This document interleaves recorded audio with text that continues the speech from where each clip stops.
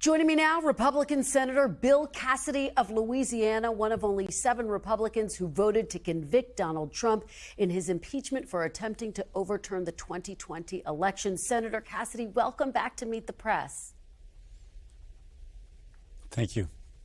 Thanks so much for being here. I want to start by getting your reaction to Donald Trump's comments about a bloodbath. Do you think that those comments were appropriate?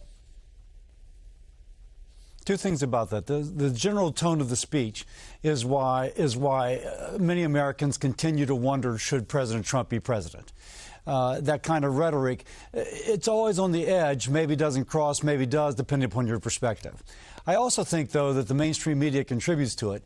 If you take the one about the bloodbath, which arguably could be about an economic bloodbath, not about kind of street violence related to the election, then it gives his defenders something to focus on as something which was distorted.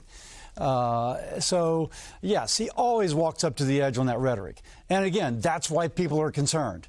But sometimes the mainstream media, whether they want to or not, can't resist, and they go just a little bit too far, which distracts from what could be the impact. And just to be very clear, you're saying it walks up to the line. Does that comment, even if in the context, that broader backdrop of talking about the auto industry, does it cross a line for you? You heard what the Biden administration said. They say it's another sign that he's using terms related to political violence. Well, that's their perspective. They've got a candidate who also doesn't seem fit for office. But you could also look up at the definition of bloodbath, and it could be an economic disaster. And so if he's speaking about the auto industry in particular in Ohio, then you can take it a little bit more context. That's why I say you walk up to the line. Depending upon the perspective, somebody is going to interpret it. He's running against Biden, so Biden's going to say it's about political violence. His defenders want to defend him, and so they're going to say it's about economic disaster. There's always just that little bit of tension there, which allows a dispute about the interpretation as opposed to the kind of general sort of, is this the person we want to have in office? And what about his comments that undocumented immigrants, not all of them are people? What does it say about the Republican Party that the presumptive GOP nominee is using that kind of language, sending that message? Let me say first, he was speaking about the possibility of criminals being among the immigrants. And those are the people he was saying may not be people, if you will. On the other hand, clearly, the president's rhetoric has reflected poorly in terms of regarding folks who are coming here illegally, and they shouldn't be, but in a dehumanizing fashion. And that's why, again, many people continue to have reservations. And I say the best thing going for Donald Trump running for president is that he's running against Joe Biden, about whom many people also have reservations. And frankly, that's why people are considering third parties. So it's a sorry state of affairs.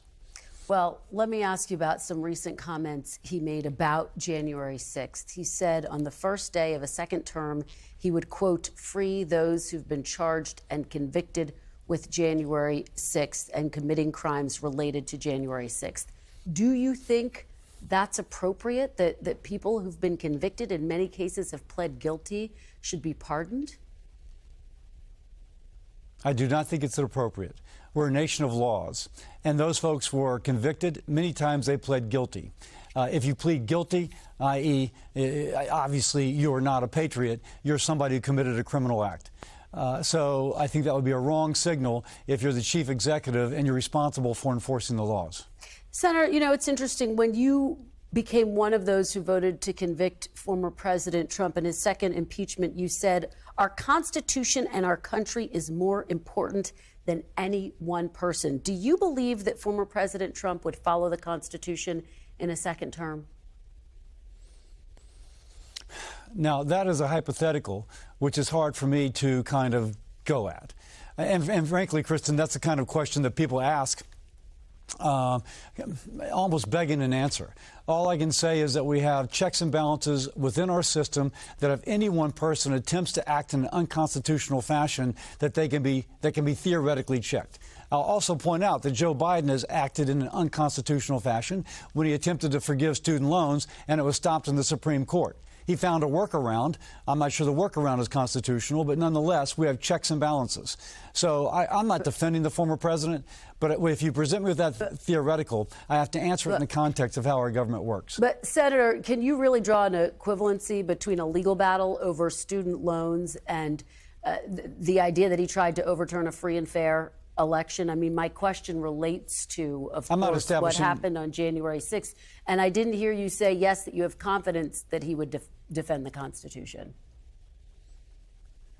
So I'm not establishing equivalency at all. Period. End of story. There is not. But I can't theoretically say in the hypothetical that Trump's going to do one thing or the other. But I'm not establishing equivalency between January 6th and what Biden has done. Let me ask you about former Vice President Mike Pence. As you know, he made a lot of headlines at the end of this week when he came out and said he's not going to endorse his former boss, Donald Trump.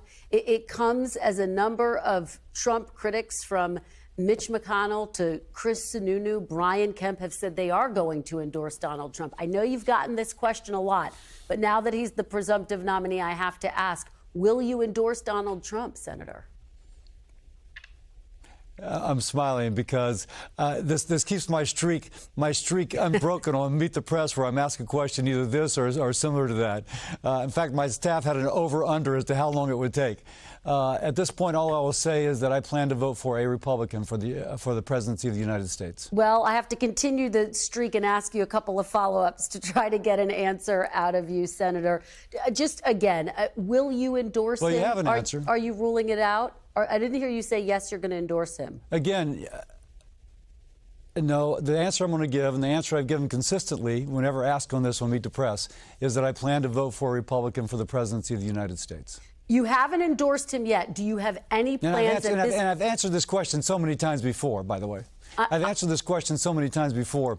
Every show wants it on their show. But anyway, that's my answer. I hear you. This week's a little different because he did just become the presumptive nominee. So you don't have any plans right now to endorse him. You plan to endorse and vote for, as you say, a Republican. Will you vote for Donald Trump? Or are you going to write in a name? Really good, Kristen.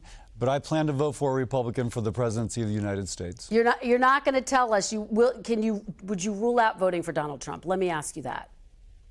Is it off the table for you? You know, I think, yeah, you're kind of beating a dead horse right now. I've been very explicit in what my answer is. And I've answered this in greater detail in times past. And so I'm just going to stay where I just said. I plan to vote for a Republican for the presidency of the United States. All right. Let me ask you this. You have not closed the door publicly on a third-party run. We've learned that No Labels does, in fact, plan to run a candidate. Have you been approached by No Labels? And is there any chance that you would run on a No Labels ticket? You know, I was never seriously considered to be their candidate. It was reported in the press otherwise, but I was never seriously considered. So that kind of, obviously, the answer is not. On the other hand, the very fact that No Labels that was floated, I will say, has a certain rationale to it. People in No Labels actually want answers to serious problems in our country. And right now, neither candidate is actually offering serious solutions. You've heard me speak about Social Security before.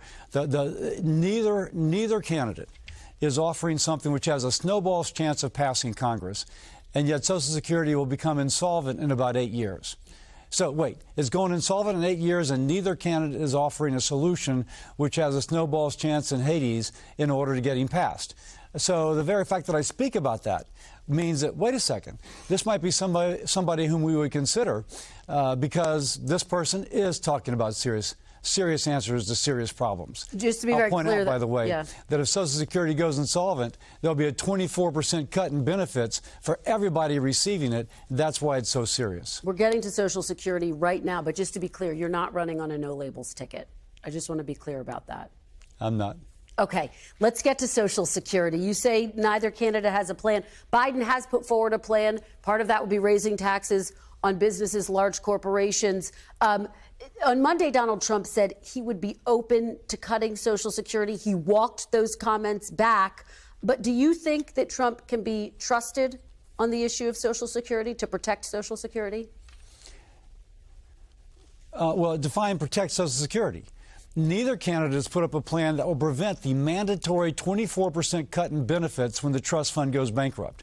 And by the way, Biden's plan, he's already proposed $4.2 trillion on wealthier Americans, and now he's going to tax them again for this. At some point, you could confiscate the wealth of wealthier Americans, and you wouldn't achieve everything that he's saying that he's going to do. This is kind of like his go-to. I'm going to tax wealthier Americans to fill in the blank.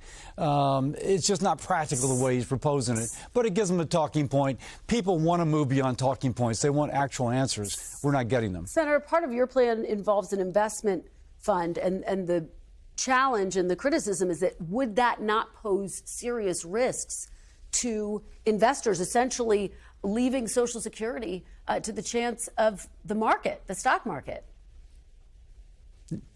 No, in our proposal, we actually created a trust fund separate from an investment fund separate from the Social Security Trust Fund. So no risk is borne by the beneficiary. She is going to be able to, we're going to repeal that law that says she gets a 24% cut, and we'll use the money here to offset whatever borrowing is required to pay her in her benefits until it's fully kind of accounted for. And so we actually know exposure. And if you look at the stock market returns since 1929, it's averaged 8.5% return. And so, yeah, there might be some time in the future where it dips down, but history shows that it increases back up. And by the way, this is what every pension fund almost in the world does, except for Social Security. We need to follow best practices. Senator, before I let you go, I have to ask you about the House-backed bill on TikTok, which effectively requires the Chinese-owned company ByteDance to sell it or face a total ban of TikTok in this country, which has been deemed a national security threat. Will you vote for this in the Senate if it comes to the floor for a vote? I'd like to see the final language, but I'm certainly predisposed to vote for it. Anyone that doesn't think that the Chinese Communist Party would like to influence how we think in our country just doesn't understand what they do. They have members of the board of directors. The Chinese Communist Party has members on the board of directors of ByteDance, the parent company of this. And in previous times, the federal government has required the sale of a Chinese social media company over these sorts of national security concerns. And so I think this is consistent with what we've done in the past, and by and large, I support it. All right. Senator Cassidy, thank you so much for joining me this morning. I really appreciate it. Thanks for watching. Stay updated about breaking news and top stories on the NBC News app or follow us on social media.